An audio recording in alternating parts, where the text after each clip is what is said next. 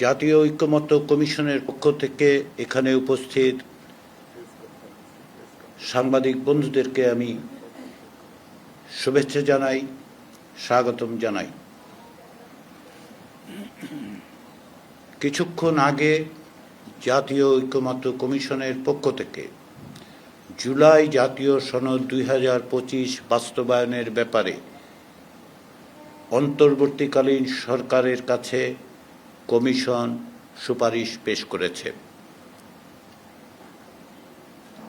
এই সুপারিশের প্রধান প্রধান দিকগুলো আজকে আমি এখানে আপনাদের সামনে কমিশনের পক্ষ থেকে তুলে ধরব।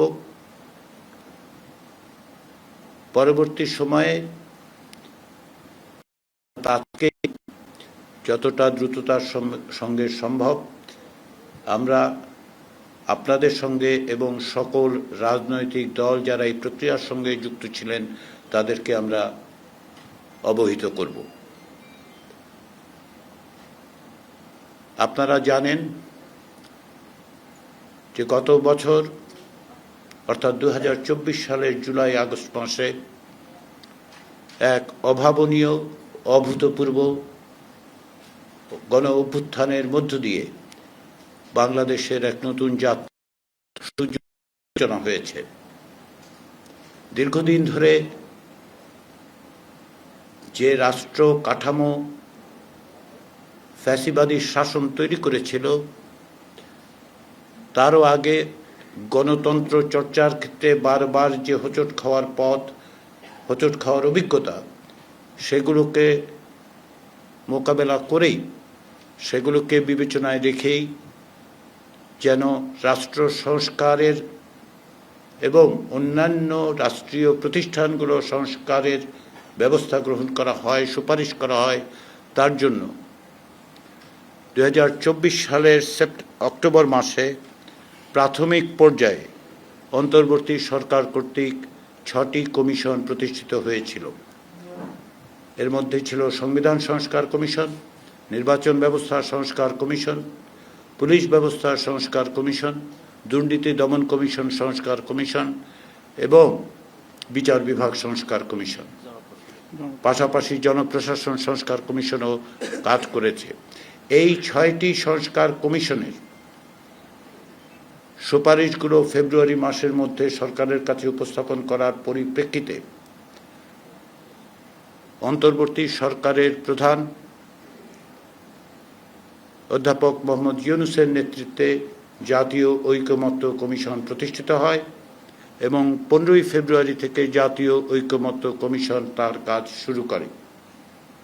জাতীয় ঐকমত্য কমিশনের কাজের প্রধান ক্ষেত্র ছিল সুস্পষ্ট সুনির্দিষ্টভাবে রাষ্ট্রীয় প্রতিষ্ঠানগুলোতে জবাবদিহিমূলক ব্যবস্থা প্রতিষ্ঠা, স্থায়ীভাবে গণতান্ত্রিকীকরণের পথরেখা নির্দেশ, ভবিষ্যতে ক্ষমতার এককেন্দ্রীকরণ রোধ করা এবং সঠিকভাবে যেন একটি জবাবদিহিমূলক রাষ্ট্র প্রতিষ্ঠা সম্ভব হয়, তার জন্য সুপারিশ পেশ করা। 6টি কমিশনের পক্ষ থেকে দেয়া সুপারিশগুলোকে ভিত্তি করে জাতীয় ঐকমত্য কমিশন 166টি সুপারিশ রাজনৈতিক দলগুলোর কাছে প্রেরণ করে তাদের মতামত চায় এবং মার্চ মাস থেকে শুরু করে 2 মাস ধরে আলাদাভাবে রাজনৈতিক দলগুলোর সাথে আলোচনা করে। তার আগেই রাজনৈতিক দলের পক্ষ থেকে ওই 166টি সুপারিশের ব্যাপারে তাদের লিখিত মতামত আমাদের কাছে প্রেরণ করা হয়েছিল। পরবর্তী পর্যায়ে জুন মাস থেকে আমরা 30টি রাজনৈতিক দলের সঙ্গে একত্রে বসে কমপক্ষে 20টি মৌলিক সংস্কারের প্রশ্নে আলাপ আলোচনা। প্রাথমিক পর্যায়ে 64টি বিষয়ে ঐকমত্য এবং সিদ্ধান্ত হয়। তার পরবর্তী পর্যায়ে 20টির মতো বিষয় নিয়ে আমরা 2 মাস ধরে অব্যাহতভাবে আলোচনা করেছি এবং অনেক বিষয়ে ঐকমত্য ক্ষেত্রে সিদ্ধান্ত গ্রহণ করা হয়েছে। এই প্রক্রিয়ার শেষ পর্যায়ে অর্থাৎ জুলাই জাতীয় সনদ 2025-এর ব্যাপারে সকলের মতামত সন্নিবেশিত করে খসড়া তৈরির পাশাপাশি জুলাই মাসের শেষ পর্যায়ে রাজনৈতিক দলগুলোর পক্ষ থেকে আমাদেরকে অনুরোধ করা হয় যেন আমরা সরকারকে এই বিষয়গুলো অর্থাৎ যে সকল বিষয়ে সিদ্ধান্ত এবং ঐক্যমত্য প্রতিষ্ঠিত হয়েছে সেগুলো বাস্তবায়নের পথ নির্দেশ করে সুপারিশ করি। কমিশনের পক্ষ থেকে সেই উদ্যোগ গ্রহণ করা হয়। তারই অংশ হিসেবে রাজনৈতিক দলগুলোর কাছ থেকে আমরা মতামত চেয়েছি, তাদের সঙ্গে অনানুষ্ঠানিক আলোচনার অব্যাহত রেখেই আমরা আনুষ্ঠানিক আলোচনা করি।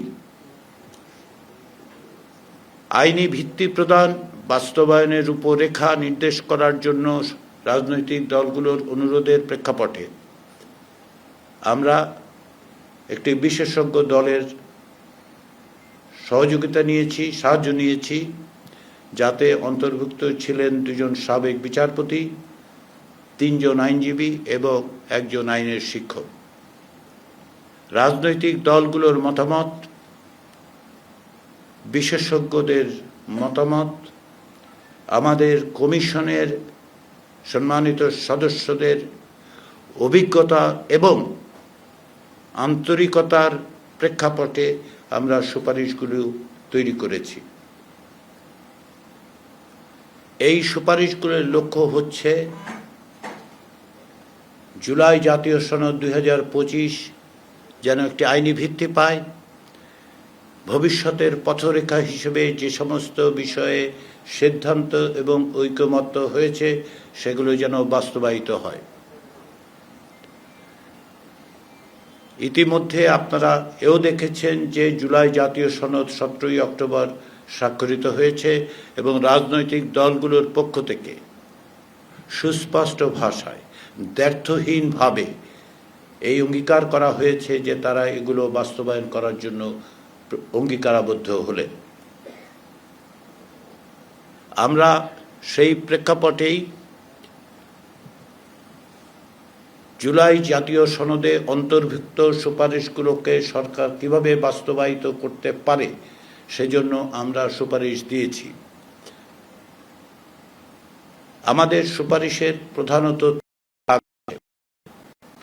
প্রথমটি হচ্ছে, যে সকল বিষয়ে সাংবিধানিক বিষয় সংশ্লিষ্ট নয় সে সমস্ত বিষয়ে সরকার যেগুলো অধ্যাদেশের মাধ্যমে যা বাস্তবায়ন করতে পারেন সেটা যেন অবিলম্বে সরকারের পক্ষ থেকে সে সমস্ত বিষয় বাস্তবায়িত করা হয়। দ্বিতীয় বিষয়টি হচ্ছে, এর মধ্যে সুপারিশের অনেক কিছুই আছে যেগুলো সরকারি নির্দেশ এমনকি অফিস অর্ডার দিয়েও বাস্তবায়ন করা সম্ভব, সেগুলো যেন সরকার দ্রুততার সঙ্গে বাস্তবায়ন করেন। এই দুটো বিষয়ে রাজনৈতিক দলগুলোর মধ্যে ঐকমত্য কমিশনের সঙ্গে অংশগ্রহণকারী রাজনৈতিক দলগুলোর মধ্যে কোনো রকম ভিন্ন মত নেই এবং এটা আলোচনার মধ্য দিয়ে যখনই ঐকমত্য প্রতিষ্ঠিত হয়েছে আমরা সেটা সরকারকে অবহিত করেছি। পাশাপাশি আজকে আমাদের পক্ষ থেকে যে সুনির্দিষ্ট সুপারিশ দেওয়া হয়েছে সেখানে আমরা এগুলো চিহ্নিত করে দিয়েছি, কোনগুলো অধ্যাদেশের মাধ্যমে, কোনগুলো অফিস অর্ডারের মাধ্যমে করা যাবে। রাজনৈতিক দলগুলোর সাথে আলোচনার ক্ষেত্রে আমরা লক্ষ্য করেছি যে সাংবিধানিক বিষয়গুলোতে অনেক বিষয়ে ঐকমত্য আছে, কিছু বিষয়ে ভিন্নমত আছে। এই সংবিধান সংশ্লিষ্ট বিষয়গুলোকে বাস্তবায়নের একটি আইনি ভিত্তি প্রদান এবং বাস্তবায়নের পথ নির্দেশ করার জন্য আমরা আমাদের তৃতীয় সুপারিশে কিভাবে এগুলোকে বাস্তবায়নের পথে অগ্রসর হওয়া যায় তার সুপারিশ করেছি। সংবিধান সংশ্লিষ্ট 48টি বিষয়ের ব্যাপারে আমরা সরকারকে পরামর্শ দিয়ে বলেছি দুটো বিকল্প সরকারের হাতে আছে। এর দুটো বিকল্পেরই কিছু কিছু জিনিস এক, কিন্তু সামান্য ভিন্নতাও আছে। আমাদের প্রস্তাবগুলো হচ্ছে, সুপারিশগুলো হচ্ছে এই রকম। আমরা সরকারকে অনুরোধ করেছি, পরামর্শ দিয়েছি যে সরকার যেন অবিলম্বে একটি আদেশ জারি করে। এই আদেশের বিষয় হবে জুলাই জাতীয় সনদ 2025 সংবিধান সংস্কার বিষয়। সরকারের এই আদেশে অধীনে গণভোটের আয়োজন করবেন। এই গণভোটের জনগণের কাছে আমরা সুপারিশ করেছি সরকার একটি প্রশ্ন উত্থাপন করেন, সেটি হচ্ছে এই যে আদেশ এবং আদেশের তফসিলভুক্ত 48টি সংবিধান, সেগুলো বাস্তবায়নের ব্যাপারে জনগণের সম্মতি আছে কিনা।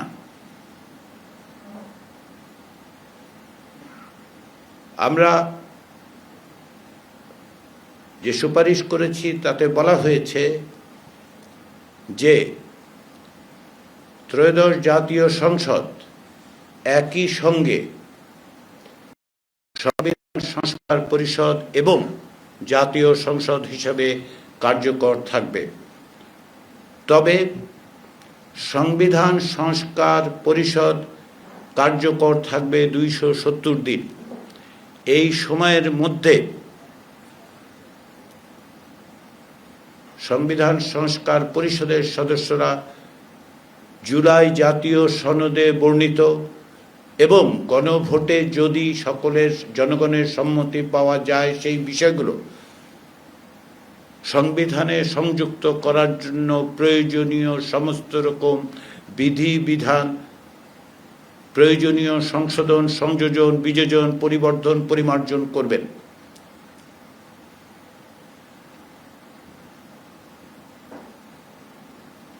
এরপরে যেটা আমরা বলেছি সেটি হচ্ছে একটি অন্যতম বিষয় হচ্ছে একটি উচ্চ কক্ষ প্রতিষ্ঠা করা। সংবিধান সংস্কার কমিশন এবং জাতীয় ঐকমত্য কমিশন এবং নির্বাচন ব্যবস্থা সংস্কার কমিশনের পক্ষ থেকে সুস্পষ্ট সুপারিশ ছিল ভোটের সংখ্যানুপাতে 100 সদস্যের একটি উচ্চ কক্ষ প্রতিষ্ঠা করা। সেই মোতাবেক যদি জনগণের সম্মতি পাওয়া যায় তবে জাতীয় সংসদ প্রতিষ্ঠার 45 দিনের মধ্যে উচ্চকক্ষ গঠন বিষয়ক প্রয়োজনীয় সংশোধনের মাধ্যমে তা বাস্তবায়িত হবে। যেহেতু উচ্চকক্ষ গঠনের ক্ষেত্রে সকলের যে সিদ্ধান্তের ক্ষেত্রে, সুপারিশের ক্ষেত্রে যেটা আছে যে উচ্চকক্ষ গঠনের আগেই অর্থাৎ নির্বাচনের সময়ই সম্ভাব্য সদস্যদের পূর্ণাঙ্গ তালিকা প্রকাশ করা, এবং এক্ষেত্রে যেহেতু জাতীয় সংসদ নির্বাচনের আগে সেই তালিকা প্রকাশ করা সম্ভব হবে না, সেই বিবেচনার থেকে কমিশনের সুপারিশ হচ্ছে এই যে প্রথমবারের মতো যে উচ্চকক্ষ গঠিত হবে সেই উচ্চকক্ষের আগের থেকে তালিকা প্রকাশ করার যে বিধান আছে সেটা ওয়েভ করা হবে, সেটা কার্যকর হবে না। আমরা এই আদেশের আওতায় গণভোটের মাধ্যমে সংবিধান সংস্কার পরিষদ গঠন এবং 270 দিনের মধ্যে প্রয়োজনীয় সংশোধন, সংযোজন, পরিবর্তনের জন্য আমরা কনস্টিটিউয়েন্ট পাওয়ার হিসেবে জনগণের গাঠনিক ক্ষমতা যেন ব্যবহৃত হয় সেজন্য এই পরিষদের প্রস্তাব করেছি। আমরা আশা করি যে এই প্রক্রিয়ার মধ্য দিয়েই তা অর্জন করা যাবে। তবে আমাদের আরও একটি বিকল্প প্রস্তাব আছে। আমাদের দ্বিতীয় বিকল্প প্রস্তাব, যেমনটি আমি আগেই বলেছি শুরুতে, যে প্রক্রিয়ার দিক থেকে একটা বড় অংশই একই রকম, একটি ব্যতিক্রম ছাড়া। আমাদের দ্বিতীয় বিকল্পেও বলা হচ্ছে যে সরকার একটি আদেশ জারি করবেন, সেই আদেশের অধীনে গণভোট অনুষ্ঠিত হবে। গণভোটে একটি মাত্র প্রশ্ন থাকবে, তবে ওই আদেশের তফসিলে যে 48টি বিষয় আছে সেগুলো অন্তর্বর্তী সরকার সেগুলোকে বিল আকারে প্রস্তুত করেও জনগণের সামনে উপস্থাপন করতে পারেন। যখন বিল হিসাবে উপস্থাপিত হবে এবং গণভোটের মধ্য দিয়ে যদি জনগণের সম্মতি লাভ করা যায়, তবে ওই বিলটি সংবিধান সংস্কার পরিষদের কাজে সহযোগিতা করবে। এটা কোনো অবস্থাতেই কেবলমাত্র তাদের গ্রহণের জন্য দেয়া হবে না, তাদেরকে দেয়া হবে এটি যেন তাদের কাজের সহযোগিতা করে। অর্থাৎ সংবিধান সংস্কারের জন্য যে পরিষদ তৈরি হবে, সেই পরিষদ জুলাই জাতীয় সনদের স্পিরিটকে ধারণ করে প্রয়োজনীয় সংবিধানের প্রয়োজনীয় সংশোধন, সংযোজন, পরিবর্তন করতে পারবেন। তবে এই বিল যেহেতু জনগণের দ্বারা যদি অনুমোদিত হয়, তবে এটি তাদের সাহায্য করবে। এই বিলগুলো, অর্থাৎ এই বিলটি, এই যে প্রয়োজনীয় সংশোধনের, সংযোজনের যে বিষয়গুলো জনগণের দ্বারা সম্মত হবে, যদি সংবিধান সংস্কার পরিষদ 270 দিনের মধ্যে তাদের দায়িত্ব সম্পাদন করতে না পারেন, তাহলে গণভোটে পাশ হওয়া বিলটি স্বয়ংক্রিয়ভাবে, অর্থাৎ আপনা-আপনি সংবিধানের সংশ্লিষ্ট অনুচ্ছেদগুলোকে প্রতিস্থাপন করবে। 270 দিনের দায়িত্ব পালনের পর সংবিধান সংস্কার পরিষদ তার কার্যক্রম সমাপ্ত করবে। নির্বাচনের পর থেকে জাতীয় সংসদ হিসেবে কার্যকর থাকবে, যদিও জাতীয় সংসদের সদস্যরাই সংবিধান সংস্কার পরিষদের সদস্য হচ্ছেন। তথাপি আমরা প্রস্তাব করেছি জাতীয় সংসদের সদস্যরা একাদিক্রমে জাতীয় সংসদের সদস্য হিসেবে এবং সংবিধান সংস্কার পরিষদের সদস্য হিসেবে আলাদাভাবে শপথ গ্রহণ করবেন। সংবিধান সংস্কার পরিষদ তার নিজস্ব রুলস অফ প্রসিডিওর তৈরি করবে। সংবিধান সংস্কার পরিষদ জাতীয় সংসদের যিনি স্পিকার হবেন, তিনি সংবিধান সংস্কার পরিষদের সভাপতিত্ব করবেন। তার অনুপস্থিতিতে ডেপুটি স্পিকার ওই পরিষদের সভায় সভাপতিত্ব করবেন।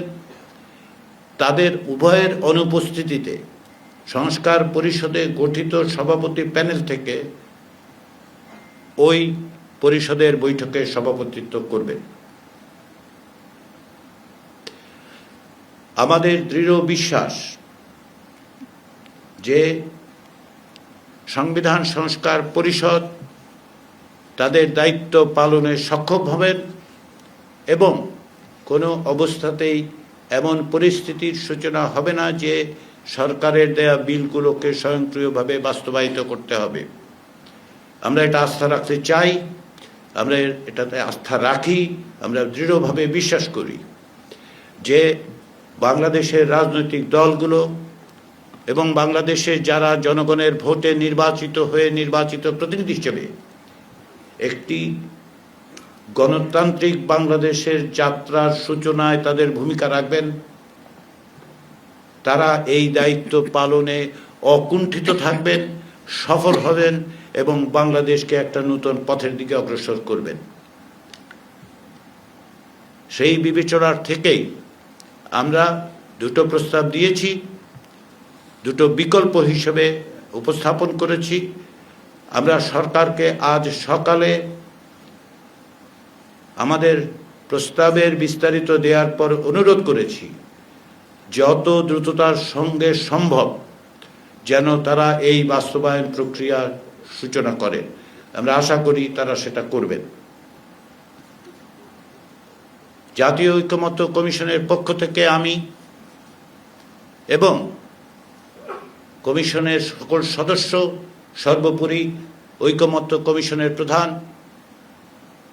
অধ্যাপক মোহাম্মদ ইউনূসের পক্ষ থেকে আমি প্রতিটি রাজনৈতিক দলের কাছে কৃতজ্ঞতা প্রকাশ করছি, আন্তরিকভাবে ধন্যবাদ প্রকাশ করছি। এই কারণে প্রায় 9 মাসেরও বেশি সময়ের এই প্রক্রিয়ায় তারা যে আন্তরিকতা প্রদর্শন করেছেন, যে সহযোগিতা করেছেন, যে দৃঢ়তার সঙ্গে সুচিন্তিতভাবে অগ্রসর হয়েছেন, তা এদেশের ইতিহাসে অভূতপূর্ব, দক্ষিণ এশিয়ায় নিশ্চিতভাবে অভূতপূর্ব এবং বৈশ্বিকভাবে তারা একটি উদাহরণ সৃষ্টি করেছেন। তার জন্য, এই কৃতিত্বের জন্য তারা আমাদের সকলের সাধুবাদ প্রাপ্য। আমি এই সুযোগে ধন্যবাদ জানাই জাতীয় ঐকমত্য কমিশনের প্রত্যেকটি সদস্য, যারা সমস্ত রকম বিভিন্ন রকম দায় দায়িত্ব নিজেদের অন্যান্য ব্যক্তিগত কাজ ছেড়ে হলেও এই কমিশনের দায়িত্ব পালনের ক্ষেত্রে নিষ্ঠার সাথে সময় দিয়েছেন। আমি ধন্যবাদ জানাতে চাই আমাদের যে বিশেষজ্ঞ প্যানেল, যারা আমাদের যখনই প্রয়োজন হয়েছে তখনই আমাদেরকে সহযোগিতা করেছেন, যুক্ত হয়েছেন, মতামত দিয়েছেন। আমি ধন্যবাদ জানাতে চাই আমাদের এই কাজের সঙ্গে যে গবেষকরা যুক্ত ছিলেন তাদের প্রতি। সবশেষে আমাদের কার্যালয়ে যে সমস্ত কর্মকর্তা এবং কর্মচারী এই প্রক্রিয়ার সঙ্গে যুক্ত থেকে প্রতিদিন, এমনকি সাপ্তাহিক ছুটির দিন, সরকারি ছুটির দিন, এগুলো সত্ত্বেও নিষ্ঠার সঙ্গে, আন্তরিকতার সঙ্গে, একাগ্রতার সঙ্গে তাদের দায়িত্ব পালন করেছেন, তাদের সকলের কাছে আমি ব্যক্তিগতভাবে এবং কমিশনের পক্ষ থেকে কৃতজ্ঞ। এই প্রক্রিয়ার সঙ্গে যুক্ত হওয়ার ক্ষেত্রে আমাদের এখানে উপস্থিত সকল সদস্যই প্রকৃতপক্ষে গত বছর অক্টোবর মাস থেকেই যুক্ত আছেন।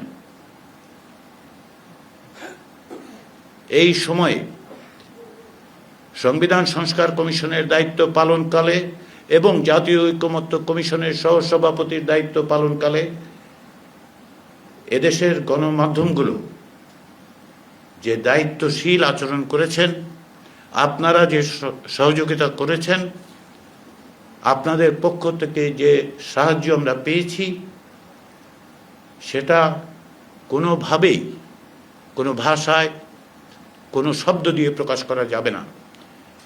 ঐকমত্য কমিশনের কাজের স্বচ্ছতা নিশ্চিত করার ক্ষেত্রে আপনাদের ভূমিকা ছিল সর্বাগ্রে। বাংলাদেশের মানুষের কাছে, জনগণের কাছে এই ঐতিহাসিক প্রক্রিয়াকে আপনারা যেভাবে উপস্থাপন করেছেন, তাদের যুক্ত করেছেন, তার জন্য আমি সমস্ত গণমাধ্যমের কর্মীদের, সমস্ত গণমাধ্যমকে ধন্যবাদ জানাই। পাশাপাশি দ্বিতীয় পর্যায়ের এবং তৃতীয় পর্যায়ের আলোচনার সময় বাংলাদেশ টেলিভিশনের পক্ষ থেকে সরাসরি প্রচার কার্যের সঙ্গে যারা যুক্ত ছিলেন, কর্মকর্তা, কর্মচারী এবং প্রকৌশলীরা, তাদের প্রত্যেককে আমি ধন্যবাদ জানাই। কমিশনের পক্ষ থেকে সবাইকে এই প্রক্রিয়ায় আমরা এখানে আজকে যেখানে উপস্থিত আছি সেটা ফরেন সার্ভিস একাডেমি। এইখানে আমাদের প্রয়োজনে একাধিক দিন তাদের নিজস্ব অনুষ্ঠান বাতিল করতে হয়েছে বা অন্যত্র সরাতে হয়েছে। এখানকার ফরেন সার্ভিস একাডেমি যে সমস্ত কর্মচারীরা ছিলেন, আছেন, আজকে পর্যন্ত আমাদের তাদের সহযোগিতা ছাড়া আমাদের পক্ষে এই প্রক্রিয়া অব্যাহত রাখা সম্ভব ছিল না। আমি তাদেরকেও ধন্যবাদ জানাই। সবাইকে ধন্যবাদ। ধন্যবাদ মাননীয় সহসভাপতি। আমি আগে বলেছি যে আপনাদের প্রশ্ন আমরা কিছু অবশ্যই নেব। মাননীয় সদস্যবৃন্দ যদি কেউ কিছু বলতে চান, কারণ তাহলে মানে এটা ম্যান্ডেটরি না, যদি বলতে চান তাহলে আমরা মাইক্রোফোন দিব। কিন্তু আমি ব্যক্তিগতভাবে মাননীয় সহসভাপতি পারমিশন দিয়ে আমি একটু ক্ষমা চাই, কারণ পরে ক্ষমাটা হয়তো সবার কানে যাবে। আমি জানি আমার ভাই বোন বন্ধু যারা আছেন গণমাধ্যমের সহকর্মী, আমি বলবো না সহকর্মী তো অবশ্যই তার চাইতেও বেশি কিছু, এই জন্য এটা বললাম। আমার কাছে আমাদের প্রত্যাশা অনেক বেশি ছিল যে আমি হয়তো আপনাদের সঙ্গে অনেক বেশি যোগাযোগের মধ্যে থাকবো, এই ইচ্ছাটা আমার সবসময় ছিল, এখনো আছে। কিন্তু বিশেষ করে গত 72 ঘন্টা বা মানে 4-5 দিন এমন অবস্থা আমার গিয়েছে, অনেকে দেখেছেন, মাননীয় সদস্যরাও জানেন, আমি অনেকের ফোন রিসিভ করতে পারিনি, অনেকের সঙ্গে কথা বলতে পারিনি। আমি এটার জন্য একদম আনকন্ডিশনালি অ্যাপোলজি চাই, আমাকে ভুল বুঝবেন না। আমি উপলব্ধি করি যে আমি তো আপনাদের ভেতরেরই একজন, সুতরাং এটা আমার উচিত ছিল, কিন্তু আসলে সম্ভব হয়ে উঠেছে, এই জন্য আমি ক্ষমা চেয়ে দিচ্ছি। এখন মাননীয় সদস্যদের কেউ যদি আর কিছু না বলেন তাহলে আমরা কিছু প্রশ্ন নিই, এবং এই ক্ষেত্রে আমি আমাদের প্রেস সেক্রেটারি সুদীপ ভাইয়েরও সাহায্য চাইব সেটা ম্যানেজ করবার ক্ষেত্রে। জি, তো আমরা প্রেসের নাম বলে যেন নাই। আমরা এমনিতেও কথা বলবার সময় প্রত্যেকের নাম এবং পরিচয়টা বলে, কারণ সবাই তো আর চিনে না, একটু নাম এবং পরিচয় বলে আমরা প্রশ্নটা করব। আমি কাজী সাহেব, বাংলাদেশ পত্রিকা সিনিয়র রিপোর্টার। তালিকা সবার প্রশ্ন হচ্ছে যে আপনারা পরামর্শ হিসাবে গণভোটের কথা বলেছেন, কিন্তু আমরা দেখেছি যখন দমদমের সঙ্গে আপনারা সংলাপে অংশ নেন তখন গণভোট কবে হবে, ইলেকশনের দিন না ইলেকশনের আগে, এইটা নিয়ে একটা বিতর্ক ছিল। এই বিষয়ে সুনির্দিষ্ট আপনারা কোনো পরামর্শ দিয়েছেন কিনা? ধন্যবাদ। এইখানে এডিশনাল মাইক্রোফোন থাকলে ভালো। গণভোটের ব্যাপারে সমস্ত রাজনৈতিক দলের ঐকমত্য প্রতিষ্ঠিত হয়েছিল এবং এখনো আছে। এই প্রক্রিয়ায় বাস্তবায়নের ক্ষেত্রে গণভোটের প্রয়োজন এবং গণভোট অনুষ্ঠানকে সকলেই মনে করেছেন যে জনগণের অংশগ্রহণ নিশ্চিত করার জন্য এটা একটি অত্যাবশ্যকীয় শর্ত। সেই বিবেচনা থেকেই জাতীয় ঐকমত্য কমিশন গণভোট অনুষ্ঠানের প্রস্তাব বা সুপারিশ করেছে। গণভোট অনুষ্ঠানের ক্ষেত্রে তারিখ বিষয়ে ভিন্ন মতের কথা বিবেচনা করে পাশাপাশি এটি যেহেতু একটি লজিস্টিক্যাল আসপেক্ট আছে, এটাকে কখন করা যাবে, কিভাবে করা যাবে, সেই বিষয়ে যেহেতু কমিশনের কাছে যথেষ্ট পরিমাণে তথ্য নেই এবং আমাদের পক্ষে অর্থাৎ কমিশনের পক্ষে সেটা নির্ধারণ করা সম্ভব নয়, সেহেতু আমরা সরকারকে বলেছি তারা যেন আদেশ দেবার পর এবং জাতীয় সংসদের সাধারণ নির্বাচনের আগে গণভোট অনুষ্ঠান করেন। আমরা এটা লিখিতভাবে বলেছি। এর বাইরে আমরা সরকারকে আজকে যেটা বলেছি সেটা হচ্ছে তারা যেন অবিলম্বে এ বিষয়ে নির্বাচন কমিশনের সাথে আলাপ আলোচনা করে একটি নির্বাচনের তফসিল তৈরি করে ফেলে। আমি রিয়াদুল করিম, আমি প্রথম আলো সিনিয়র রিপোর্টার। আমি তিনটা প্রশ্ন। প্রথমত হচ্ছে যে নোট অফ ডিসেন্ট গুলো আপনারা কিভাবে পাচ্ছেন, একটা। আরেকটা হচ্ছে আপনি বলেছেন যে প্রথম যে বিকল্পের কথা বললেন সেখানে সংবিধান সংস্কার পরিষদ প্রয়োজনীয় পরিমার্জন সংযোজন বিযোজন করতে পারবে। আমার প্রশ্ন হচ্ছে যে সেখানে আপনাদের যে মূল প্রস্তাব, এই প্রস্তাবে তারা পরিবর্তন আনতে পারবে কিনা? যেমন যে প্রধানমন্ত্রী একই সাথে দলীয় প্রধান হতে পারবেন না, এই যে মূল বিষয়টা, এটাতে সংবিধান সংস্কার পরিষদ পরিবর্তন আনতে পারবে কিনা? আরেকটা হচ্ছে যে সুপারিশ, এটা নিয়ে আমরা জানি যে আপনারা একাধিক আলোচনা করেও প্রতিষ্ঠা করতে পারেনি দলগুলোর মধ্যে। এই সুপারিশ যদি দলগুলো না মানে সেক্ষেত্রে কি হবে? ধন্যবাদ। জনাব রিয়াদুল করিম, তিনটি প্রশ্ন করার সুযোগ সকলকে দিলে তো বিপজ্জনক পরিস্থিতির মধ্যে আমরা যাব। তা আমার অনুরোধ একটা প্রশ্ন একটু সীমিত থাকে যাতে আমরা উত্তর দিতে পারি। আপনার প্রশ্নগুলো গুরুত্বপূর্ণ। শেষ কথাটা থেকে শুরু করি। রাজনৈতিক দলগুলোর প্রতিক্রিয়া আমরা জানি না, ফলে এটার সম্পর্কে যে কোনো রকম মতামত এক ধরনের স্পেকুলেশন হবে। আমরা আশা করি তারা ইতিবাচকভাবে এটা বিবেচনা করবেন, কেননা এর মধ্যে আমাদের সুপারিশের একাধিক উপাদানের ব্যাপারে ঐকমত্য আছে। ফলে এটা আমরা ইতিবাচকভাবেই দেখতে চাই। তদুপরি এটা সরকার বাস্তবায়ন করবেন, আমরা সরকারকে সেই মর্মেই পরামর্শ দিয়েছি। দ্বিতীয় হচ্ছে যেটা আপনার সংযোজন বিয়োজনের ক্ষেত্রে তারা কতদূর যেতে পারবেন। জাতীয় সনদে যে অঙ্গীকার আছে সেই অঙ্গীকারের ভিত্তিতে তাদেরকে কাজ করতে হবে। আমরা এই ক্ষেত্রে যখন সংযোজন বিয়োজন পরিবর্তন পরিমার্জন কথা বলছি, যদি প্রথম প্রস্তাবে যেভাবে বলা হচ্ছে আর কি, আমাদের একটা প্রস্তাবে যে শুধু বিষয়গুলো উল্লেখিত থাকবে, সেগুলো তো আইনি ভাষায় লেখা, মানে সংবিধানের যথাযথ অনুচ্ছেদের যথাযথভাবে লেখা হয়নি, তাহলে তারা স্পিরিটটার দিক থেকে ল্যাঙ্গুয়েজটা তাদের ব্যবহার করতে হবে, সেটা তাদের করতেই হবে। তৃতীয় বিষয় হচ্ছে নোট অফ ডিসেন্টের ক্ষেত্রে ঐকমত্য কমিশন যে বিষয়গুলোকে তাফসিলের মাধ্যমে সংযুক্ত করে আদেশ দেওয়ার কথা বলছে, সেগুলোর ব্যাপারে কোনো দলের কিছু বিষয়ে নোট অফ ডিসেন্ট আছে। কিন্তু আমরা পরামর্শ দিচ্ছি আপনারা জনগণের সম্মতির জন্য যান, তাদের সম্মতি নিন, অথবা তারা যদি সম্মত হতে রাজি না হয় তাহলে সেটা অসম্মত হলো বলে আমরা বিবেচনা করব। ফলে আমরা যে 48টি বিষয়কে চিহ্নিত করেছি, সেক্ষেত্রে আমরা জনগণের সম্মতি অথবা অসম্মতির বিষয়টাকে বেশি গুরুত্ব দিচ্ছি।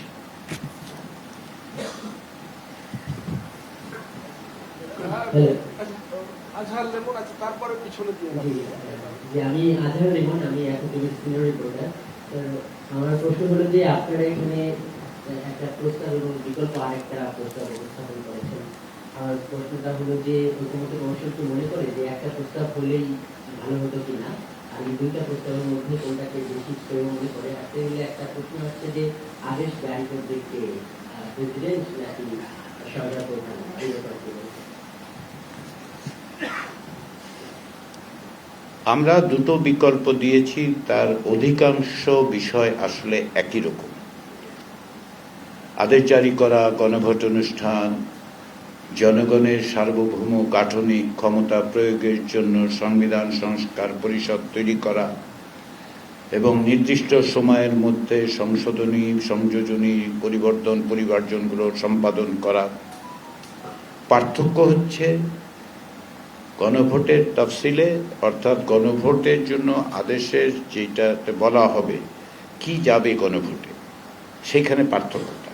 আমরা বলছি সরকার চাইলে এখনই এগুলো আইনি সাংবিধানিক ভাষায় পরিবর্তন করে বিলের আকারে দিতে পারে, অথবা জুলাই জাতীয় সনদে যে ভাষায় লেখা আছে সেভাবে দিতে পারে। এটা সরকারের উপরে আমরা বলছি এই কারণে যে এই সময়ের মধ্যে আমরা আশা করি, আমরা মনে করি বিল আকারে দেয়া যায়। বাস্তবে দেবেন কিনা এই সিদ্ধান্তটা সরকারের কাছে রাখছি আমরা। ফলে একটার চেয়ে আরেকটা শ্রেয় এইভাবে আমরা বিবেচনা করছি না, কারণ লক্ষ্য সুস্পষ্ট। আমাদের লক্ষ্য হচ্ছে এই যে জুলাই জাতীয় সনদে যা আমরা সকলে মিলে তৈরি করেছি তা যেন বাস্তবায়িত হয়, তার জন্য যতটা সম্ভব সহযোগিতা করা, ফ্যাসিলিটেট করা, আমরা সেটাই করেছি। দুটো প্রস্তাব, ফলে এটার বদলে ওটার প্রতি আমাদের কোনো পক্ষপাত নেই। আপনারা যদি অনুমতি দেন তাহলে একটু লাইটার ভেইনে বলি, কোনোটার প্রতি অনুরাগ বা বিরাগ নেই আমাদের। আমরা চেষ্টা করেছি আমাদের কার্যক্রমের ক্ষেত্রে যেমন কোনো ব্যক্তি দল গোষ্ঠীর প্রতি অনুরাগ বা বিরাগ প্রদর্শনের কোনো সুযোগ আমাদের ছিল না, কমিশন সেটা করেনি। প্রস্তাবের ক্ষেত্রেও তাই, সুপারিশের ক্ষেত্রে। আদেশ কে দেবেন? আমরা সরকার আদেশ দেবে বলেছি, এই কারণে যে সরকারের পক্ষ থেকে এই সিদ্ধান্তটা নেওয়া জরুরি। প্রাসঙ্গিকভাবে আমরা এই জুলাই সনদের ভিত্তি হিসেবে আমরা বিবেচনা করেছি এবং এই আদেশের ক্ষেত্রেও আমরা বিবেচনা করেছি, সেটা হচ্ছে জুলাই আগস্টের গণ অভ্যুত্থান, সেটাকেই আমরা বিবেচনায় রেখেছি। সেদিক থেকে সরকার আইনি এবং বিভিন্ন বিষয়ে বিবেচনা করেই নিশ্চয় একটা সিদ্ধান্ত নেবে। আমরা এটা সরকারের হাতে রেখেছি। স্যার, আমি মহিউদ্দিন ব্যারিস্টার থেকে কাজ করি। স্যার, প্রশ্ন হচ্ছে, প্রথম প্রশ্ন, আপনারা যে অর্ডারটা করবেন সেটা কি কনস্টিটিউশনাল অর্ডার হবে? দ্বিতীয় প্রশ্ন হচ্ছে, একটা বিকল্পে বলেছেন যে 48টি প্রস্তাব তফসিল যেটা, সেইটা জনগণ সাপোর্ট করে কি করে না। এই গণভোটের প্রশ্নের জন্য এটা অনেক বেশি কমপ্লেক্স হয়ে যাবে। তৃতীয় প্রশ্ন রিয়াদ করেছেন, আমি আরেকটু যোগ করি, এই বিষয়টা পরিষ্কার হতে পারি না, আমি অনেকেই হয়েছেন কিনা জানি না, আমি পারিনি। যদি কোনো জুলাই সনদের যে বিষয় ঐক্যমত্যে পৌঁছানো হয়েছে সেইটা যদি ডিবেটের মধ্যে দিয়ে খারিজ হয়ে যায়, তাহলে কি সেটা বাতিল করার ক্ষমতা কনস্টিটিউয়েন্ট রিফর্ম কাউন্সিল যেটা করছেন সেটা থাকবে কিনা?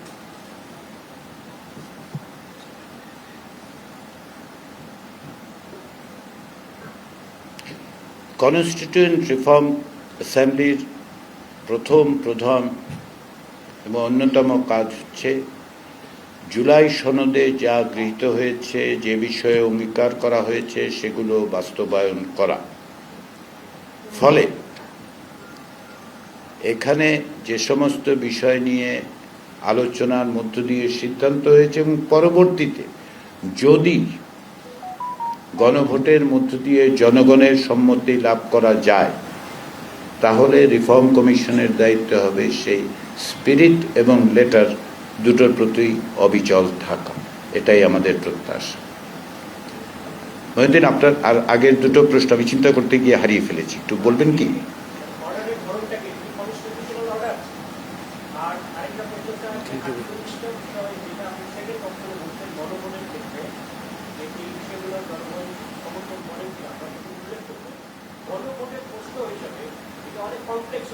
না, আমার এখন স্মরণ হয়েছে, আমি দ্বিতীয় প্রশ্নটাতে এখন আসি। যে কোনো গণভোট সাধারণত এক বা দুটো প্রশ্নে হয়, ক্ষেত্র বিশেষে তার চেয়ে বেশি হয়েছে। আমরা দু একটি দেশে দেখেছি 5টা বা 6টা প্রশ্ন। কিন্তু এ যাবৎকালে 1789 সাল থেকে 2024 সাল পর্যন্ত যে তথ্য বা গবেষণার বিষয়গুলো আমার জানা আছে, তার উপর ভিত্তি করে আমি বলতে পারি অধিকাংশ প্রশ্ন আসলে একটা হয়। তার পেছনে কিন্তু অনেক প্রশ্ন থাকে। আমি একটা উদাহরণ দিলে আপনি বুঝতে পারবেন। 2016 সালে তুরস্কে যে গণভোট অনুষ্ঠিত হয়েছিল, সেটা প্রশ্ন একটাই ছিল, কিন্তু সেই এক প্রশ্নে 21টি বিষয়ে সংশোধনীর কথা বলা হয়েছিল। তাহলে এই যে আপনি বা আমরা যদি মনে করি যে জনগণ এগুলি ঠিক বুঝতে পারবেন না, আপনি এলাও করলে জনগণের উপর আস্থা রাখুন, বাংলাদেশের জনগণের উপর আস্থা রাখুন। বাংলাদেশের জনগণ মুক্তিযুদ্ধ করেছে, বাংলাদেশের মানুষ 90-এর গণঅভ্যুত্থান ঘটিয়েছে, বাংলাদেশের মানুষ ফ্যাসিবাদী শাসনকে প্রতিরোধ করেছে এবং যখনই সুযোগ তৈরি হয়েছে তখন নির্বাচনী প্রক্রিয়ায় তারা তাদের রায় দিতে পেরেছেন। ফলে আমি এই জায়গায় খানিকটা অস্বস্তি বোধ করি যখন কেউ আমাকে বলেন যে জনগণ এটা বুঝবেন না। আমি এটাতে খুব অস্বস্তি বোধ করি, ব্যক্তিগতভাবে আমি খুব অস্বস্তি বোধ করি। বোঝাবার ক্ষেত্রে সরকারের একটা দায়িত্ব আছে, এটা আমি বোঝাবার অর্থে বলছি না। আমি বলছি সরকারের দায়িত্ব হবে এগুলো যতটা দ্রুত সম্ভব, যতটা সহজবোধ্য করে, যেভাবে হোক প্রত্যেকের দোরগোড়ায় পৌঁছে দেওয়া। আজকে আমরা যখন সুপারিশটা সরকারকে দিয়েছি, সেখানে এটা আমরা সুস্পষ্টভাবে অত্যন্ত গুরুত্ব দিয়ে বলেছি এটা আপনারা করবেন, এটা আপনাদের কাজ। এই সরকারের 3টি এজেন্ডা, সংস্কার, বিচার এবং নির্বাচন। এখন নির্বাচন এবং সংস্কার প্রকৃতপক্ষে একচ্ছত্রে বাধা হলো, এই অর্থে যে এই নির্বাচনের মধ্য দিয়ে যারা আসবেন তারাই সংস্কার প্রক্রিয়াকে অগ্রসর করবেন, তাই তো? তাহলে সংস্কার এবং নির্বাচনের দায়িত্ব যাদের, তারা এই কাজটি করতে পারবেন বলে মনে হয়। আদেশটি সাংবিধানিক আদেশ কিনা, আমরা যেটা বলেছি সেটা হচ্ছে যে এই আদেশটি সরকারের পক্ষ থেকে দেয়া হবে এবং এটা একটা সুস্পষ্ট সুনির্দিষ্ট বিষয় আছে, সেটি হচ্ছে জুলাই জাতীয় সনদ সংবিধান সংস্কার বাস্তবায়ন আদেশ। ফলে এটাকে ওভারআর্চিংলিও দেখার সুযোগ নেই, লিমিটেডভাবেও দেখার সুযোগ নেই। প্রত্যেকটা বিষয় নিঃসন্দেহে আমরা অতীত অভিজ্ঞতাকে ধার করব, সংবিধানের সাংবিধানিক বৈশ্বিক ইতিহাস দেখব, কিন্তু প্রত্যেকটা রাজনৈতিক পরিস্থিতির একটা ইউনিকনেস আছে, সেটাও আমাদেরকে বিবেচনা করতে হবে। আমরা এখন যে অবস্থায় আছি সেটা এক ধরনের স্টেট অফ এক্সেপশন, এটা আমাদের বিবেচনায় রেখেই অগ্রসর হতে হবে। সব কিছুই পুরনো বাক্সে ঢোকানো যাবে না, কিছু কিছু জিনিস সম্ভবত বাক্সের বাইরেও থাকবে।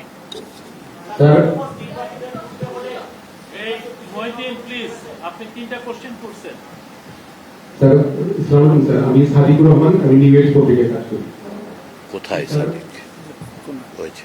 হ্যালো স্যার, আমি সাদিকুর রহমান, আমি নিউ এজ পত্রিকায় কাজ করি। আমার একটা প্রশ্ন হচ্ছে যে স্যার, সংবিধান সংস্কার পরিষদকে তো গাঠনিক ক্ষমতা দেওয়া হচ্ছে, তো এই পরিষদ উচ্চ কক্ষের ব্যাপারে সিদ্ধান্ত নিতে তো তার 270 দিনও প্রয়োজন হতে পারত, কিন্তু 45 দিন বাধ্য করা হচ্ছে। 45 দিনের ভিতরে উচ্চ কক্ষ তৈরি করার বাধ্যবাধকতা এটা একটু পরিষ্কার করি।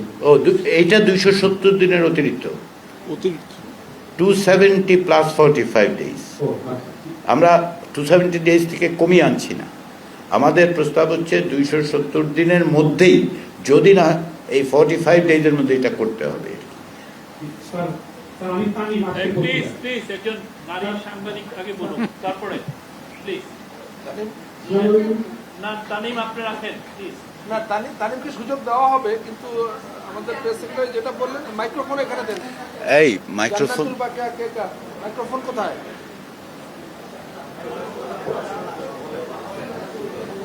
তানিম এর পরে করবা, তুমি লাইনে থাকো এরপরে। জি, শুভ অপরাহ্ন। আমি জান্নাতুল বাকির চিন্তা, আমি কাজ করি চ্যানেলাইতে স্পেশাল করেসপন্ডেন্ট হিসেবে। আমার আপনার প্রশ্ন যেটা স্যার, সেটা হলো যে জুলাই জাতীয় সনদ বাস্তবায়নের যে প্রস্তাবনায় আপনারা গণভোটের কথাটা বললেন জাতীয় নির্বাচনের আগে, তাহলে কি নির্বাচনটা দিয়ে হওয়ার কোনো সম্ভাবনা আছে কিনা? আরেকটি কথা, যেহেতু বড় রাজনৈতিক দল বিএনপি কিন্তু বরাবরই বলে আসছে তারা হচ্ছে জাতীয় নির্বাচনের দিনই গণভোটটা চায়, এক্ষেত্রে আপনাদের রাজনৈতিক মতভিন্নতা নতুন করে তৈরি হবে কিনা, আপনি কি মনে করেন স্যার? ধন্যবাদ। আমার মনে হয় এক্ষেত্রে আমি সুস্পষ্ট করতে পারিনি, তাহলে আমি পুনর্বার বলি, তাহলে বোধহয় বুঝতে সুবিধা হবে। গণভোট অনুষ্ঠানের ব্যাপারে আমরা কমিশনের পক্ষ থেকে সরকারকে কোনো সুনির্দিষ্ট সময় বেঁধে দেইনি। আমরা বলেছি যে সরকার এই আদেশ জারির পর থেকে নির্বাচনের দিন পর্যন্ত যে কোনো সময়ে তারা এইটা করতে পারবেন, তারা নির্বাচন। এবং যেহেতু আমি যেটা ব্যাখ্যাও করেছি সেটা হচ্ছে, যেহেতু কমিশনের পক্ষ থেকে লজিস্টিক্যালি এবং অন্যান্য কারণে এটা বোঝা সম্ভব নয় যে এখন থেকে 90 দিন পর নির্বাচন করা যাবে, না 30 দিন পর গণভোট করা যাবে, না 45 দিন, না 46 দিন, আমরা পারবো না এটা। কারণ হচ্ছে যে তার জন্য যে প্রয়োজনীয় তথ্য, উপাত্ত, প্রস্তুতির বিষয়গুলো, ভোটার লিস্ট কি তৈরি হয়েছে? 45 দিনের মধ্যে নির্বাচন করার জন্য কি প্রস্তুত হবে? আমরা জানি না। আমি একটু লাইটার ভেইনে মাঝে মধ্যে কথা বলি, সেইভাবে আমি বলেছি যে নেক্সট নির্বাচনের জন্য অনপনীয় কালি, খুব কঠিন বাংলা, অমোচনীয় কালি, এই যে অমোচনীয় কালি সংগ্রহ করা যাবে, যেতে কতদিন লাগে আমি কিন্তু জানি না, আমার কমিশনে কেউ জানেন না, আমাদের কমিশনে কেউ জানেন না। ফলে আমরা যে বলবো যে 90 দিনের মধ্যে করেন, 45 দিনে কীভাবে বলবো?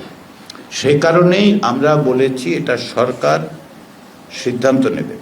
আমরা মৌখিকভাবে আজকেও বলে এসেছি সরকারকে যে আপনারা নির্বাচন কমিশনকে জিজ্ঞাসা করুন, তাদেরকে সিদ্ধান্ত নিতে বলুন। কারণ হচ্ছে এই কাজটা আসলে নির্বাচন কমিশনের, এই জন্য আদেশের মধ্যে গণভোটের বিষয়ে একটা অধ্যাদেশও লাগবে, সেটা সরকার করবেন, এটা আদেশেরই অংশ। ফলে আমরা কোনো দিনক্ষণ বেঁধে দিচ্ছি না। এইবার বোধহয় তানিমের পাওয়া নাই। তানিম কোথায় গেল? জায়গায় একটু কষ্ট দিয়ে আবার একটু যে এই আদেশ যদি গণভোটে পাস না হয় তখন কি হবে? আপনাকে আমি দেখতে পাচ্ছি না, কোথাও দেখলে আচ্ছা ঠিক আছে। গণভোটে পাস না হলে গণভোটে পাস হবে না, তার মানে জনগণ প্রত্যাখ্যান করেছে। আপনাকে আমি দুটো উদাহরণ দিই। চিলেতে দুইবার কমপ্লিট কনস্টিটিউশন রেফারেন্ডামে দেওয়া হয়েছে, 2বার ফেল করেছে, তাই না? প্রথমবার চিলেতে একটা সংবিধান তৈরি করে দেওয়া হলো, গণভোটে সেটা হারলো।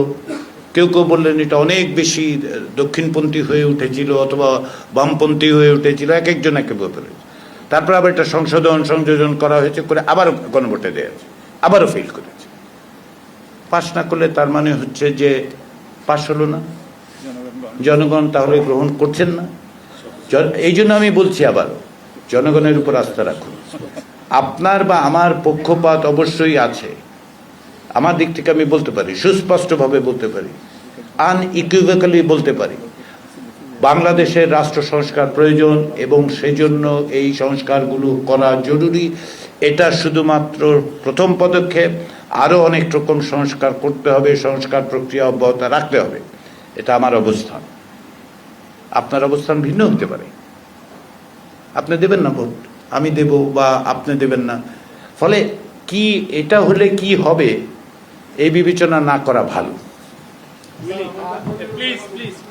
আমার একটা প্রশ্ন ছিল, আমি করুণাবিলি মাসাহাবিলি বিষয়ে কাজ করছি। 48টা বিষয় তো গণভোটে রাখার কথা বলছেন, তো এটা কি 48টা বিষয় হিসেবে থাকবে না একটা প্যাকেজ হিসেবে থাকবে? আর 48টা বিষয় যদি থাকে সেখানে নোট অফ ডিসেন্টের বিষয়গুলো আসলে উল্লেখ থাকবে কিনা? আর যদি 48টা বিষয় তো অনেকে একমত না হতে পারে, কেউ 10টাতে একমত হলো, বাকিগুলোতে একমত হলো না, সেক্ষেত্রে সেটা আপনারা কিভাবে কাউন্ট করবেন? যে কোনো গণভোটের ক্ষেত্রে সাধারণত আমি গোড়াতেই যেটা বলেছি, সিঙ্গেল কোশ্চেন অথবা ডাবল কোশ্চেন, কোথাও একটু বেশি হয়েছে। তো একটা আইসল্যান্ডের ক্ষেত্রে সম্ভবত উদাহরণ আছে যে 6টা কোশ্চেন ছিল। কিন্তু আপনি প্যাকেজ হিসেবে, আমাদের সুপারিশ হচ্ছে একটা প্যাকেজ হিসেবে একটি প্রশ্ন যে আপনি এই আদেশ এবং এই আদেশের তফসিলে যে বিষয়গুলো সংবিধান সংস্কার সংক্রান্ত আছে তার প্রতি সমর্থন জ্ঞাপন করছেন কিনা। ফলে আপনি যে আশঙ্কার কথা বলছেন যে এটার জন্য এটা হবে, ওইটার জন্য ওটা হবে, যে কোনো রেফারেন্ডামের ক্ষেত্রে এই বিষয়টা থাকে। আমি তুরস্কের 2016 সালের রেফারেন্ডামের উদাহরণ দিয়েছি, ওখানে 21টি বিষয় ছিল এবং সেটি অত্যন্ত মার্জিনালি জিতেছিল, 51% মাত্র। সেক্ষেত্রে হতে পারে যে ওই 21টি বিষয়ের মধ্যে কেউ একটি বিষয়ে একমত, 19টি বিষয়ে একমত, 20টি বিষয়ে একমত, তারপরে ভোট দিয়েছেন। কীভাবে দিয়েছেন আমি জানি না। বাংলাদেশে অতীতে এরকম নির্বাচন হয়েছে, সেগুলির উদাহরণ আমি দিচ্ছি না বিভিন্ন কারণে, কিন্তু পৃথিবীতে বাংলাদেশই প্রথম গণভোট করবে না যেখানে একটি মাত্র প্রশ্ন দিয়ে অনেকগুলো বিষয়কে ক্যাপচার করার চেষ্টা হচ্ছে। সবাইকে অনেক ধন্যবাদ। কি আরো আছে? তানিম না কি? তানিমের প্রশ্ন অন্য কেউ করে ফেলেছে। তানিম যা জানতে চেয়েছিল হয়ে গেছে। আমি মারুফা, আমি স্কুলের বিষয়ে কাজ করি। আমার প্রশ্ন হলো, আপনারা বলেছিলেন জুলাই সনদ যেদিন স্বাক্ষর হয় যে এরপরেও আমরা ভেতরে রাজনৈতিক দলগুলোর সঙ্গে আলাপ চালিয়ে যাব বা সংলাপ চালিয়ে যাব। আমরা কিন্তু জানতে পারি যে এনসিপি সহ যে ছোট রাজনৈতিক দলগুলো এখন পর্যন্ত স্বাক্ষর করেনি, সেটা আসলে কি অবস্থা? এবং চূড়ান্ত দিন পর্যন্ত তারা যদি স্বাক্ষর না করে তাহলে আসলে কি দাঁড়াবে? ধন্যবাদ। এনসিপি সহ যে রাজনৈতিক সংগঠনগুলো এখন পর্যন্ত স্বাক্ষর করেনি তাদের সাথে আমাদের অনানুষ্ঠানিক যোগাযোগ অব্যাহত আছে। আমরা প্রকাশ্যে এবং অনানুষ্ঠানিক যোগাযোগে অনুরোধ করেছি তারা যেন স্বাক্ষর করে। তাদের সাথে তাদের প্রতিনিধিদের সঙ্গে কথা হয়েছে। আপনারা এটাও জানেন যে 17 অক্টোবর স্বাক্ষর করেনি এমন একটি রাজনৈতিক দল গণফোরাম পরবর্তীতে এসে স্বাক্ষর করেছেন। এনসিপির ক্ষেত্রে এনসিপির সাথে আমাদের অনানুষ্ঠানিক যোগাযোগেরই এক পর্যায়ে সকলের উপস্থিতিতেই প্রায় মিডিয়ার উপস্থিতিতে আলোচনা হয়েছে। এমনকি আমাদের সাথে গতকাল রাতেও আমাদের সাথে কথাবার্তা হয়েছে। এনসিপির পক্ষ থেকে যেগুলো বলা হয়েছিল তার মধ্যে একটা হচ্ছে যে বাস্তবায়ন প্রক্রিয়াটা জানলে তাদের পক্ষে সিদ্ধান্ত গ্রহণ সহজ হবে। এখন বাস্তবায়ন প্রক্রিয়া তো আমরা উপস্থাপন করলাম, আমি আশা করি যে তারা সেটা দেখবেন, বিবেচনা করবেন এবং স্বাক্ষর করবেন, কারণ আমরা চাই সকলের মধ্যে থাকুক। এনসিপির ক্ষেত্রে আমার অবস্থানটা, কমিশনের অবস্থানটা পুনর্বার বলা সুযোগ আছে বলে আমি নিচ্ছি। এই জুলাই জাতীয় সনদ প্রণয়নের ক্ষেত্রে এনসিপির সঙ্গে সংশ্লিষ্ট সকলের একটা বড় রকমের ভূমিকা আছে। বৈষম্য বিরোধী ছাত্র আন্দোলনের মধ্য দিয়েই যে এক দফার আন্দোলন তাই ফ্যাসিবাদী শাসনকে পরাস্ত করার ক্ষেত্রে সবচেয়ে বড় ভূমিকা পালন করেছে। তার সঙ্গে ছাত্র জনতা শ্রমিক যুক্ত হয়েছিল। ফলে এই জুলাই জাতীয় সনদের শুধু পটভূমি নয়, তার বিষয়গুলোর সাথে তাদের সংশ্লিষ্টতা আছে। দ্বিতীয় হচ্ছে পুরো প্রক্রিয়াটার সঙ্গে তারা ওতপ্রোতভাবে যুক্ত ছিলেন। প্রতিটি আলোচনায় উপস্থিত থেকেছেন, মত দিয়েছেন, লিখিত মতামত দিয়েছেন। ফলে তাদের অংশগ্রহণ আছে। এই সনদে তারা স্বাক্ষর না করলেও এই সনদে তাদের ভূমিকা আছে, এই সনদে তাদের স্টেক আছে, এই সনদ তৈরিতে তারাও অবদান রেখেছেন। ফলে আমরা আশা করি যে তারা তাতে স্বাক্ষর করবেন। তারা প্রক্রিয়ার বিষয়ে আমাদের সাথে দেখা করে জানতে চেয়েছিলেন। আমরা যেহেতু সকল রাজনৈতিক দলকে দিচ্ছি না, আপনারা দেখেছেন তারা বাইরে এসে বলেছেন যে আশাহত হয়েছে। আমরা আশা রাখছি, যোগাযোগ রাখছি, প্রত্যাশা করছি এবং মেয়াদ আরও 3 দিন। আজকে 28 তারিখ, অর্থাৎ 29, 30, 31 3 দিন আছে। তো যেমন 17 তারিখ স্বাক্ষরের আগে অনেকে আমাদেরকে বলছিলেন যে 17 তারিখে একদিন স্বাক্ষরের পরে বন্ধ হয়ে যাবে। আমরা বলছি তা নয়, এটা একটা জাতীয় সনদ। কারো ক্ষেত্রে 2-4 দিন সিদ্ধান্ত নিতে দেরি হতে পারে, কিছু দেখতে পারে, আমরা সেটা অব্যাহত রেখেছি। কমিশনের মেয়াদের মধ্যেই তারা স্বাক্ষর করবেন, সেটাই আমরা আশা করি।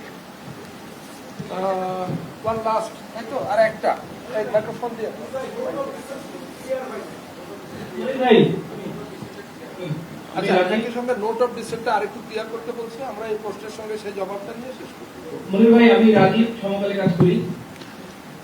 আচ্ছা, একটা বিষয় ক্লিয়ার করতে চাই, সেটা হচ্ছে যে আপনারা বলছেন যে জুলাই সনদে 48 জানাতে একটা খসড়া বিল তৈরি করে সেটা গণভোটে দেবে। এই বিলটা কি তৈরি করবে, যেহেতু কমিশন আর থাকতেছে না? এক নম্বর।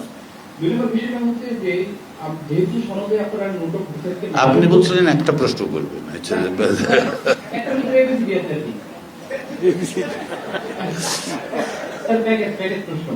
আর দ্বিতীয় বিষয়টা হচ্ছে যে আপনারা সনদে নোট অফ ডিসেন্টকে মেনশন করতেন এবং লাল তারিখে শেষ মুহূর্তে লিখতেন যে যেই দল যেই বিষয়ে নোট অফ ডিসেন্ট আছে তারা তাদের নির্বাচনী ইশতেহার রেখে সেইভাবে সংস্কার করতে পারবে। তো আরেকটা বিষয়, এই ক্ষেত্রে আগামী সংবিধান সংস্কার পরিষদ যারা সংখ্যাগরিষ্ঠ তাদের যে বিষয়ে নোট অফ ডিসেন্ট আছে তারা কি তাদের মতো করে সংস্কার করতে পারবে কি না? যেমন কেউ যদি আপাতত না চায় সংখ্যাগরিষ্ঠ কি হবে, এটা একটা জিনিস। আর এই খসড়াটা কে তৈরি করবে? অনেকগুলি প্রশ্ন করেছেন। প্রথম হচ্ছে খসড়াটা সরকার তৈরি করবে, কারণ গণভোটে যাওয়ার ব্যবস্থাটা সরকার করবে, কমিশন করবে না। সরকার কিভাবে তৈরি করবে? কারণ আপনি তো ধরেন একটা বিষয়, বাংলাদেশের রাষ্ট্রভাষা বাংলা, অন্যান্য ভাষা স্বীকৃতি থাকে।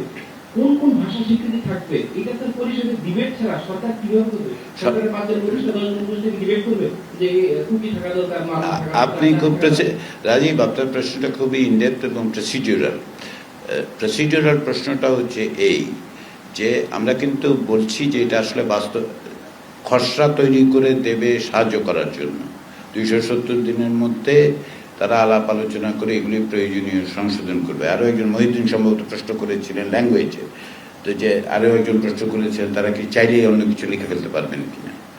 তারা এইটাই এই যে কয়টা ভাষা হবে, তো এই ভাষাটা তারা আলোচনা করবেন। এক মিনিট রাজীব, আমাকে একটু শেষ করতে দিলে আমি খুশি হব।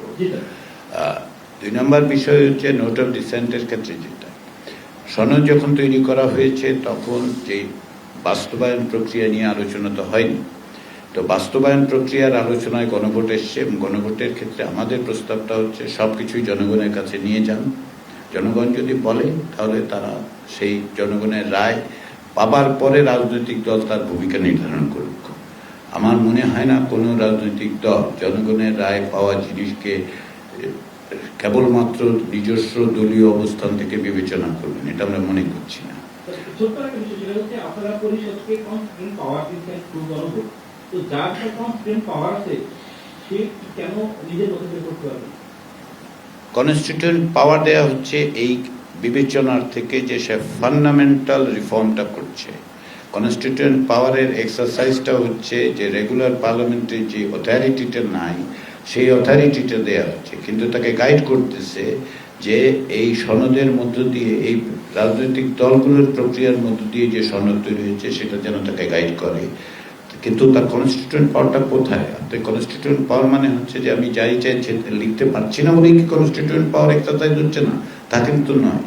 কনস্টিটিউয়েন্ট পাওয়ার এই ক্ষেত্রে দেয়া হচ্ছে যেহেতু কিছু ফান্ডামেন্টাল রিফর্ম করতে হবে, যেটা আপনি রেগুলার পার্লামেন্টে এই পাওয়ারটা থাকে না। আপনি এবং আরো বেশি বিস্তারিত আমরা হয়তো আলোচনা করতে পারি, কিন্তু মূল না, এইটা একটু বেশি হয়ে যাচ্ছে। এটা হবে না। আমরা লাস্ট কোশ্চেন এটা নিয়ে আমরা শেষ করব।